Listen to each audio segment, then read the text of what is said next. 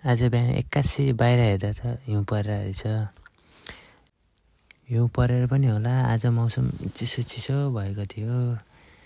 आज अनि के गर्ने भन्दा हिउँ पनि हरायो। हिउँ हराए पनि त मौसम चाहिँ चिसो चिसो थियो। त्यसैले आज के हो मौसम पनि चिसो चिसो छ। खसीको मासु खानु पर्ला जस्तो छ। त्यसैले आज मैले खसीको मासु ल्याएर आएको छु। मासु पकाउनुभन्दा अगाडि मैले भात बसाएँ। मासु पकाउन हल्का टाइम लाग्ने भएकाले अगाडि भात पकाएँ। भातलाई धोइधाइ गरेर मस्त 2-3 चोटि धोएर अनि चामललाई ग्यासमा राखेर भात पकाउन छोडिदिएँ।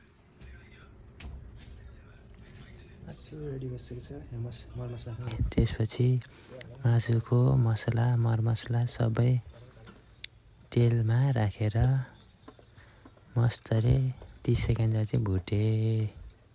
सबै मरमसला भुटिसकेपछि प्याजलाई हालेँ।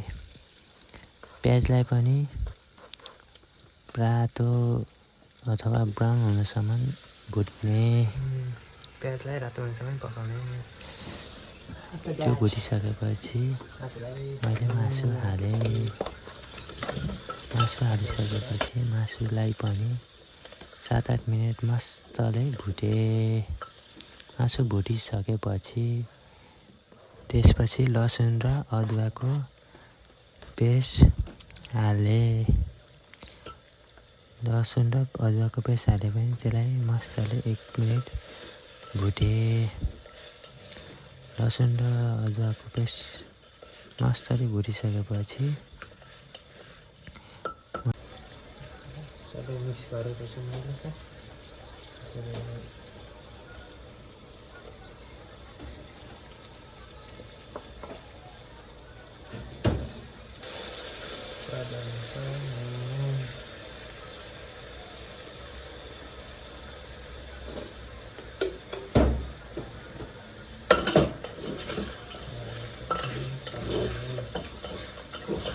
सानो हालिसकेपछि त्यसलाई 1 मिनट जति मस्तले चलाएँ। 1 मिनट जति चलाइसकेपछि त्यसमा टमाटरको चाहिँ पेस्ट हाल्दैछ।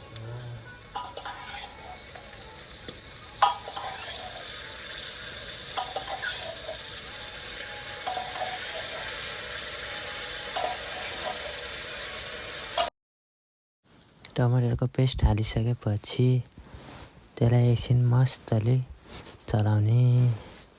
चलाएर टमाटर गलिसकेपछि आफूले जति झोल खान चाहनुहुन्छ त्यति हाल्ने। मैले चाहिँ 2 कप बडुकाको झोल हालेँ।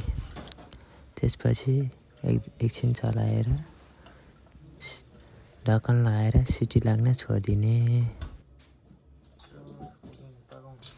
खसीको मासुलाई मस्तले 4-5 सिटी अथवा 6-7 सिटी लगाउँदा मस्तले खसीको मासु पाक्छ। 4-5 सिटी लगाएपछि ग्यास बन्द गरेँ। त्यसपछि ग्यास बन्द गरिसकेपछि 5 मिनटपछि मैले मासु हेरेँ। मासु रेडी भइसकेपछि मैले भात पस्केँ। म र मेरो भाइलाई भात पस्केँ। मासु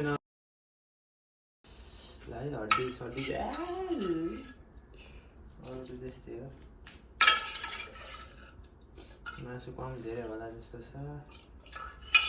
भाइहरूले दुःख मान्नु। जाडो महिना छ। अहिले आज हिउँ यस्तो पर्थ्यो कि चिसो थियो। त्यो भएर भाइहरूले के तातो चिज खाउँ भने दाइलाई भात पस्किसकेपछि दाल पनि हल्का थियो बिहानको त्यो पनि हालिदिएको। यहाँ अब भाइ चाहिँ सुरु गर्न लागिसक्यो। हानेर कस्तो छ चेक गर त। छिटो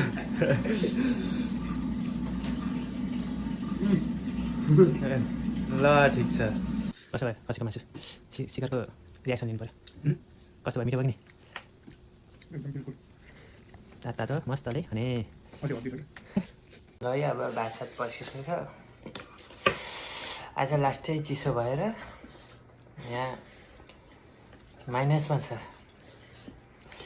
त्यही भएर ताजा ताजा खसीको मासु ल्याएर झोल गराएर पिरो पिरो ल्याम्मै खाने है खाने नै अब खाने अब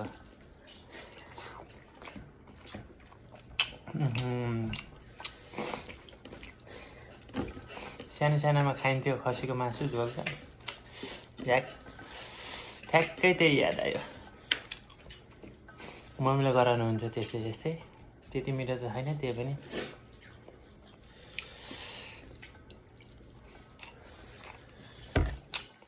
ल यो चाहिँ भन्दै यो भ्लगलाई यहीँ टुङ्गाउनु पर्यो जस्तो छ